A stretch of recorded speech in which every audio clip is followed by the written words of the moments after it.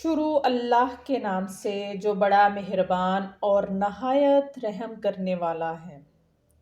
Dear students, اس سے پہلے ہم لوگ 3 مختلف لیکچرز میں تشبیہ، استعارہ اور تلمیح پر گفتگو کر چکے ہیں۔ فرسٹ ایئر میں معروضی پیپر میں ان میں سے 5 نمبر کے معروضی سوال آتے ہیں اور 5 نمبر کا معروضی پیپر شعری اصطلاحات میں سے بنتا ہے۔ آج کا ہمارا لیکچر فرسٹ ایئر کے نصاب میں شامل انہی 4 شعری اصطلاحات پر ہے۔ یہ شعری اصطلاحات آپ کو سامنے وائٹ بورڈ پر لکھی نظر آ رہی ہے۔ دیکھیں ذرا۔ نمبر 1 قافیہ، نمبر 2 ردیف، نمبر 3 مطلع اور نمبر 4 مقطع۔ قافیہ، ردیف، مطلع، مقطع۔ آئیے اب ہم ان شعری اصطلاحات کی تھوڑی تفصیل دیکھتے ہیں۔ ڈیئر اسٹوڈنٹس، شعری اصطلاحات میں سب سے پہلے ہم قافیے کو دیکھتے ہیں۔ قافیہ عربی زبان کا لفظ ہے، یعنی قافیہ کس زبان سے نکلا ہے؟ عربی زبان سے۔ قافیہ عربی لفظ قفا یا کفو سے نکلا ہے۔ قفا یا کفو سے نکلا ہے۔ قافیہ کے لغوی معنی پیچھے آنے والا یا پے در پے آنے والا یا پیروکار یا پیروی کرنے والا، یعنی کہ یہ چاروں ہی مطلب ہو سکتے ہیں قافیہ کے، یعنی پیچھے آنے والا، پے در پے آنے والا، پیروکار، پیروی کرنے والا۔ یعنی اگر آبجیکٹیو میں ان میں سے چاروں میں سے کوئی ایک بھی ہو تو وہ آپ کا آپشن کریکٹ ہوگا۔ قافیے کی جمع قوافی ہے۔ قافیے کی جمع کیا ہے؟ قوافی۔ قافیہ غزل اور قصیدے کے لیے ضروری ہے، یعنی قافیہ غزل اور قصیدے کے لیے ضروری ہے، یعنی شاعری میں قافیے کی پابندی بہت ضروری ہے۔ کسی بھی شعر میں ردیف کا ہونا لازم نہیں، مگر قافیہ ناگزیر ہے۔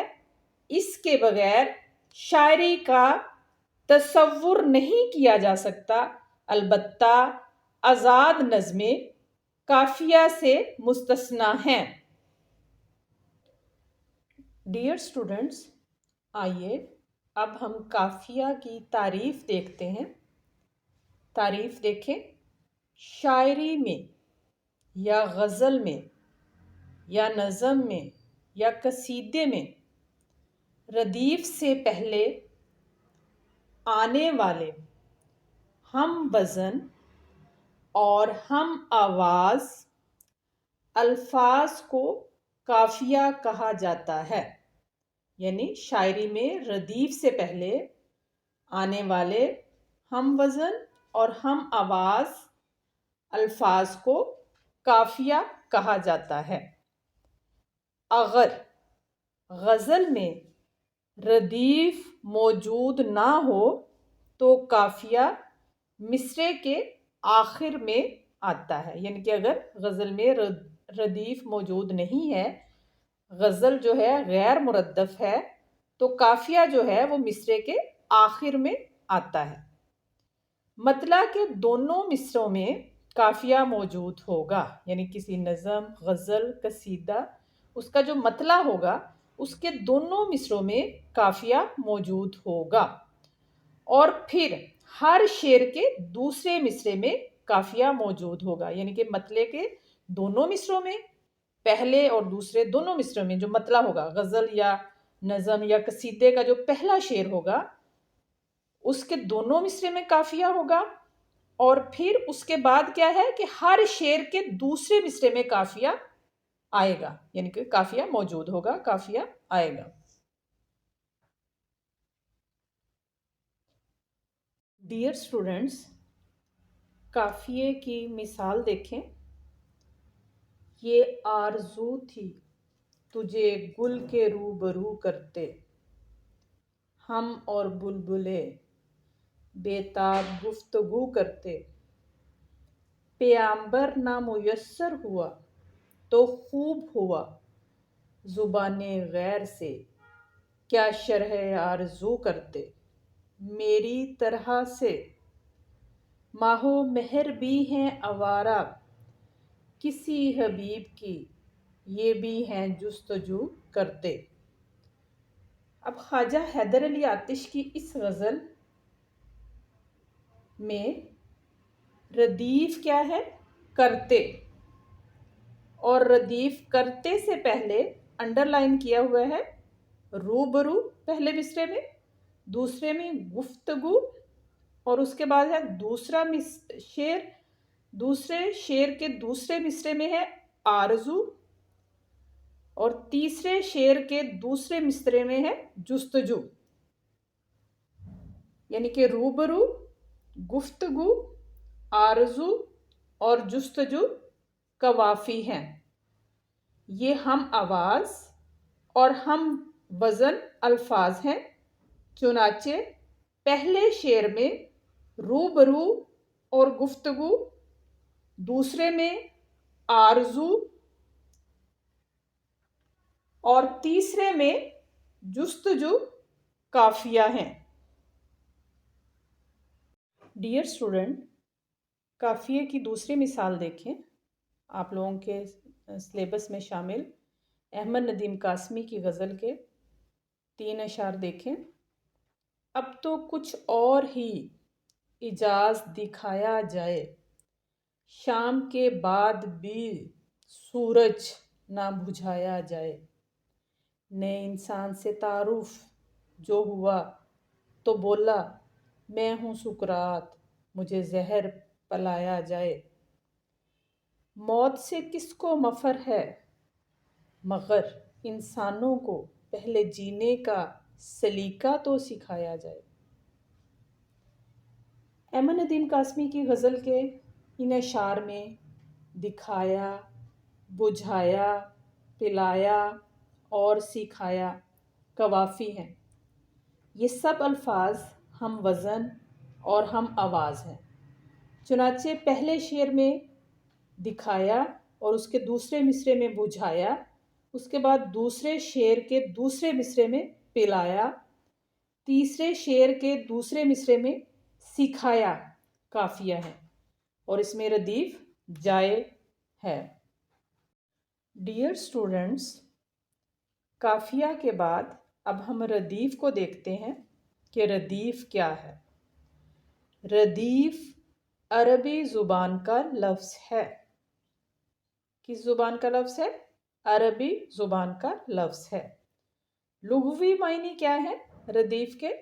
ردیف کے لغوی معنی ہے گھڑ سوار کے پیچھے بیٹھنے والا، یعنی ایک ہی گھوڑے پر کسی کے پیچھے سوار ہونے والا۔ قافیے کے بعد، یعنی قافیہ آتا ہے نا، قافیے کے بعد ہو بہو منو ان جوں کہ توں دہرائے جانے والے الفاظ ردیف ہوتے ہیں۔ ردیف عام طور پر ایک لفظ اور کبھی ایک سے زائد الفاظ پر مشتمل ہوتی ہے۔ ہر نظم یا غزل میں ردیف کا ہونا لازمی یا ضروری نہیں۔ قافیے کا ہونا ضروری ہے لیکن ردیف کا ہونا ضروری نہیں۔ قافیہ ضروری ہے۔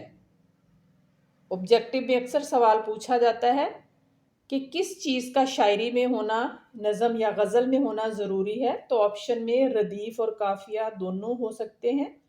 تو قافیہ ضروری ہے، ردیف ضروری نہیں۔ جس غزل میں ردیف موجود ہوگی مردف غزل کہلائے گی، یعنی کہ جس میں ردیف موجود ہوگی وہ مردف غزل کہلائے گی، اور جس غزل میں ردیف موجود نہیں ہوگی غیر مردف غزل کہلائے گی، یعنی جس میں ردیف ہوگی وہ مردف غزل کہلائے گی، اور جس میں ردیف نہیں ہوگی اسے غیر مردف غزل کہتے ہیں۔ آگے ہم اس کی تعریف دیکھتے ہیں۔ ردیف کی تعریف دیکھیں۔ شاعری کی اصطلاح میں ردیف